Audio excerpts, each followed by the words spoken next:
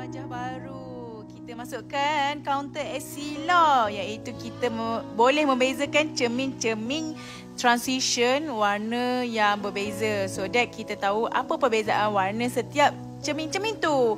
Kalau tak, customer takkan tahu macam mana perbezaannya. So, apa yang kita dah investkan untuk Essilor, since we are Essilor expert, so kita masukkan benda-benda ni semua di dalam cawangan Ezlyn Kemunting. So, kita boleh lihatlah warna perbezaan setiap cermin-cermin transition, photochromic, semua dalam ni. Kita boleh nampak tadi grey, brown, green.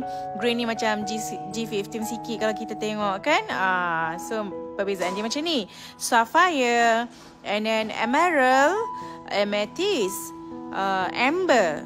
And then dekat bawah ni adalah transition extra active di mana lebih gelap daripada yang atas cermin tu. So kita nampak grey, brown, green and grey lagi sekali. And coming soon nanti ada cermin baru yang akan datang soon. Kita tunggu and lihat. Okay, semoga 2025 ini lebih ramai orang cerdik dalam memilih cermin yang bermutu tinggi, iaitu Essilor. Alright, selagi ada ruang, selagi ada peluang. Assalamualaikum.